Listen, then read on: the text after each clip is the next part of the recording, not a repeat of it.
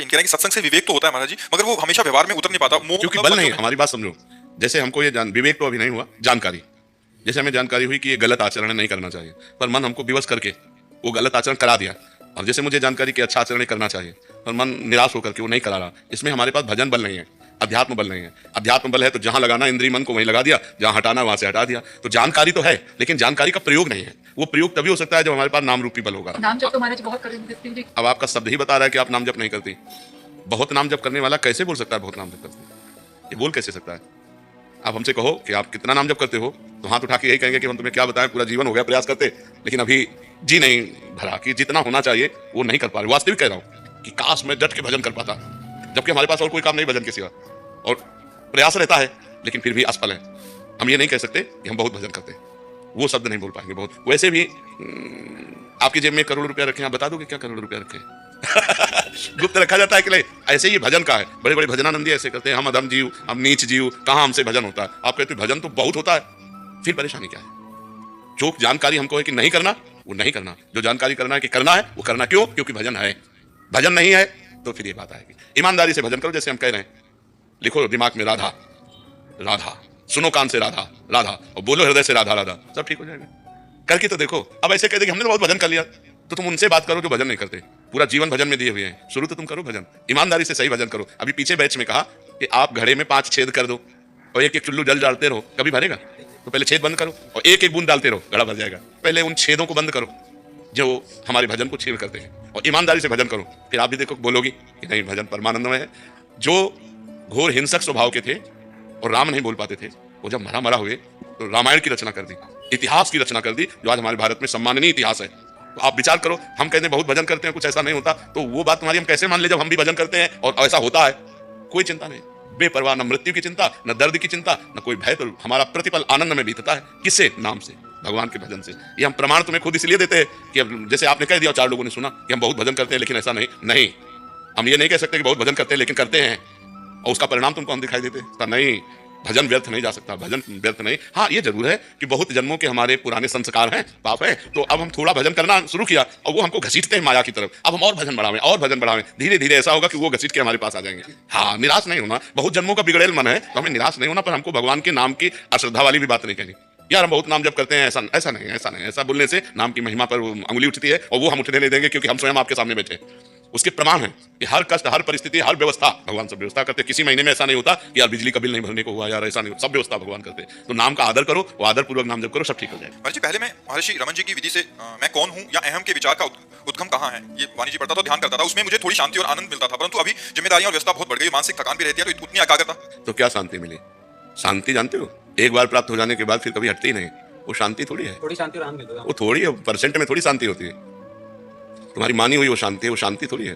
परम शांति, शाश्वत शांति। एक बार शांत हो गया तो दोबारा कभी विक्षेप नहीं पड़ेगा। मान हो या अपमान, लाभ हो या हानि, सुख हो या दुख, वो शांति कैसे? श्रद्धावान लभते ज्ञानम तत्परा सहितेन्द्रिया, ज्ञानम लब्ध्वा पराम शांति मचिरेणादि गच्छति। जब शुद्ध ज्ञान हो जाएगा तब परम शांति प्राप्त होगी। जिसको ज्ञान हो गया वो प्रपंच में रति कैसी, और जिसे प्रपंच में रति उसे ज्ञान कहाँ, और जिसे ज्ञान नहीं तो शांत कहाँ, और जो शांत नहीं वो सुखी कहाँ? अशांतस्य कुतः सुखम, अशांत पुरुष सुख कैसे प्राप्त करो? तो तुम अशांत हो, अभी तुम शांत थोड़ी हो। जब शांत हो गए तो स्वरूप में स्थित रहोगे। ज्ञानम लब्ध्वा पराम शांति मचिरेणादि गच्छति। ये बिना गुरु शरण हुए, साधना किए बिना, भगवत भजन किए बिना ये शांति थोड़ी प्राप्त हो जाती। क्या जान पाए तुम कौन हो?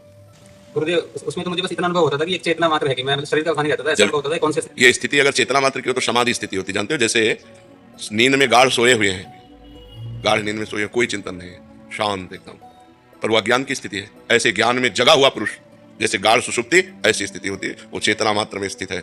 चेतना में भी स्थित नहीं हो। अभी अपनी चेतना को जाने क्या? आप ही तो चैतन्य हो।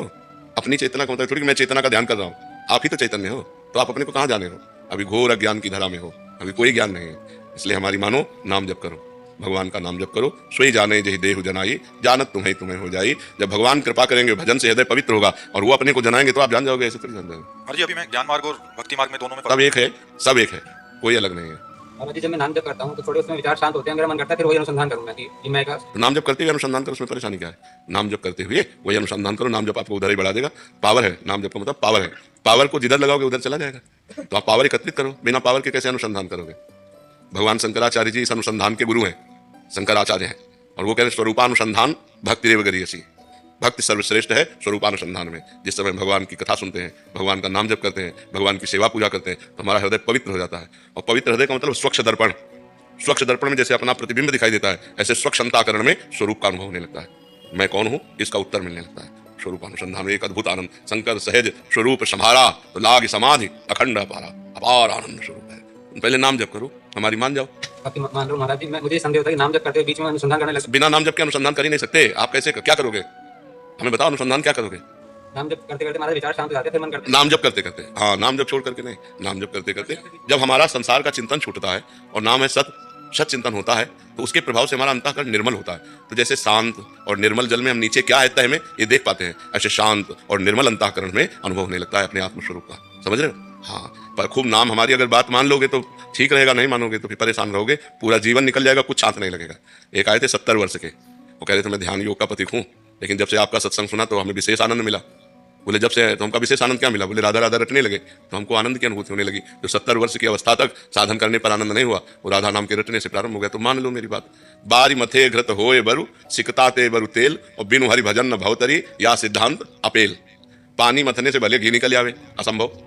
बालू को पेरने से भले तेल निकल आवे, असंभव। बोले असंभव संभव हो सकता है, लेकिन बिना भजन के इस संसार से मुक्त नहीं हो सकते, ये गारंटी की बात है। विनिश्चितम बदामिते न अन्यथा वचांस में हरिम भजन ते नरा भव सागर तरंगते। ये बिल्कुल दृढ़ अटल बात कह रहा हूं। अगर हरि का भजन करोगे तो ज्ञान वैराग्य भक्ति सब प्राप्त हो, और भजन बिना कुछ नहीं होना। अनुसंधान करते रहो।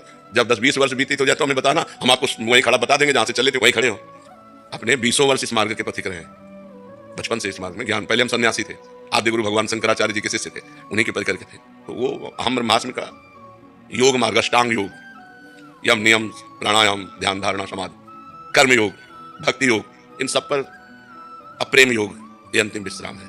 जो निकुंज रस है प्रिया प्रीतम का, अप्रेम योग में चल रहे हैं। तो इन सब का रसास्वादन करके, ऐसा नहीं कि ये असत मार्ग है, सत मार्ग है, पर इनकी आनंद की एक सीमा है। ये अनंतानंद है, वो अखंडानंद है। ये अनंतानंद है, अनंतानंद। अखंडानंद से अनंतानंद की प्राप्ति भगवान शंकर की कृपा से, भगवान शंकर इधर हमें भेजे।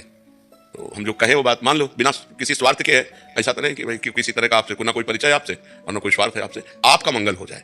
क्योंकि पूरा अनुभव करके बता रहा हूं, नाम जब सत चिंतन है। हमारा पहला कर्तव्य है संसार का असत चिंतन छूटना, असत क्रियाएं छूटना, पापाचरण छूटना। पहले ये करो, सत चिंतन के द्वारा असत चिंतन का त्याग कर दो, पाप आचरण का त्याग कर दो। जहां हृदय निर्मल हो जाए, जो चाहो, प्रेम चाहो, ज्ञान चाहो, जो चाहो सब मिल जाएगा। तुम्हारे पास धन है, जो चाहो खरीद लो। नाम रूपी धन है, जो चाहो प्राप्त हो। भजन नहीं है तो बकवास है। ज्ञान का हलवा बनाने की पूरी प्रक्रिया आपको याद है, लेकिन कभी आपने बैठ करके एक कवल खाया नहीं, तो फायदा क्या हुआ? ज्ञान हुआ हलवा बनाने की प्रक्रिया, और भक्ति हुई बना के खाना। डट के छक लिया। भक्ति है स्वाद लेना, और ज्ञान है उसकी प्रक्रिया को जानना। तो प्रक्रिया को जानना खास बात है या पाना खास बात है? विचार करके देखो, पाना खास बात है। जब हमने पाया तृप्त हो गए भाई। हाँ, तो गोस्वामी तुलसीदास जी कह रहे हैं, जाकी कृपा लवलेस ते मतिमंद तुलसीदास हो, पायो परम विश्राम राम समान प्रभु नाही कहूं। मैं मतिमंद तुलसीदास, जिनकी एक लव कृपा मात्र से परम शांति परम विश्राम को प्राप्त हो गया, भगवान की कृपा। राधे राधे महाराज जी। महाराज जी, आपके श्रीमुख से सुना है कि संसार में हम सबको एक स्वांग करते हुए आध्यात्मिक मार्ग पर प्रकृतिशील रहना है। चाहे वो हमारा परिवार हो, रिश्तेदार हो, हमें बिना कोई आसक्ति रखते हुए सबसे सांसारिक व्यवहार करना है। गुरुदेव भगवान, जब हम लोग संसार में रहते हुए संसार में सच्चे बने रहते हैं तो सब कुछ आसान लगता है, पर हम लोग जब संसारिकता का स्वांग करते हैं तो सब कुछ कठिन सा प्रतीत होता है। आप हमें मार्गदर्शन। भजन की कमी के कारण ऐसा है। और जो भजन होगा ना, बहुत बढ़िया स्वांग होता है। मान लो आपको तो कितने लोगों से मिलना होता है, अपने को कितने लोगों से मिलना होता है, अलग अलग घर के, अलग अलग दिमाग के, अलग अलग प्रांत के सब लोग आते हैं और सबसे मिलना होता है। और सबसे ऐसे मिलना होता है कि हम आपके ही हैं। किसी से ऐसा अनुभव नहीं होने पाएगा कि हम आपसे प्यार ज्यादा करते हैं, आपसे कम करते नहीं। हमको समान प्यार करना है, और किसी से भी प्यार नहीं करना। जी, परिवार में जो बच्चे रहते हैं, जो पत्नी रहती है, तो आप उनसे आसक्ति रहती है। जो भजन की कमी कह रहा हूँ, भजन की कमी के कारण हमारा ममता मल अभी जरा नहीं है। वो ज्यों कहते हुए तो स्वांग कैसे होगा? फिर तो सत्य होगा ना।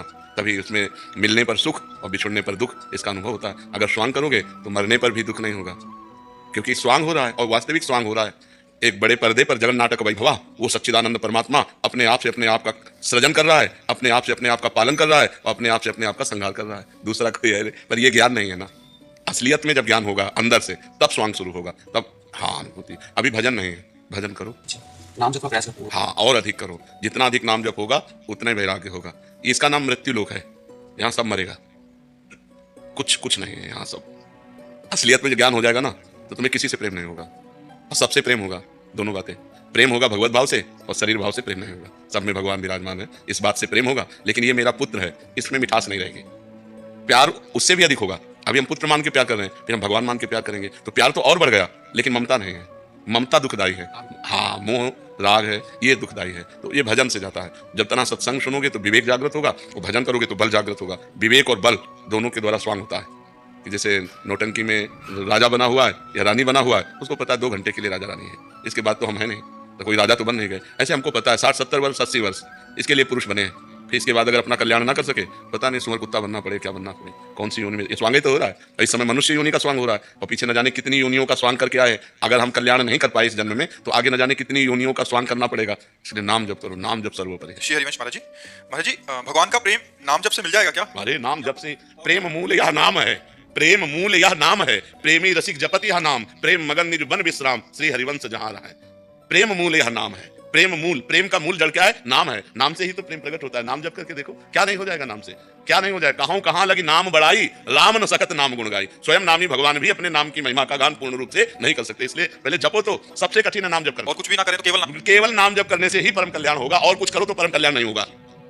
और कुछ भी कर लो, नाम जप ना हो तो परम कल्याण नहीं होगा, और कुछ ना करो, केवल नाम जप करो, परम कल्याण हो जाएगा। 1 रुपया पैसा वाली बात थोड़ी है इसमें। 1 रुपया लगता है क्या? राधा राधा राधा राधा, तुम्हारा परम कल्याण। नाम जप करो, तुम्हारा परम कल्याण हो जाएगा। महाराज जी, शास्त्रों में कहा गया है कि अखंड वृत्ति से कठिन कोई कार्य नहीं है, और अखंड वृत्ति से श्रेष्ठ अधिक कोई साधन नहीं है। तो अखंड वृत्ति का वास्तविक अर्थ क्या है, और ये वृत्ति अखंड कैसे बनी रहती है? हमारी इंद्रियां, हमारा मन जो बहिर्मुख होकर के स्त्री पुरुष देखता है, जड़ चैतन्य देखता है, ये अन्य देखना है। जब अनन्य वृत्ति हो जाए, अखंड स्मृति तभी हो सकती है जब मत्ता परतरम नान्यत किंचिदस्ति धनंजय, ये बोध हो जाए, भगवान के सिवा किंचन मात्र भी कुछ अन्य नहीं है।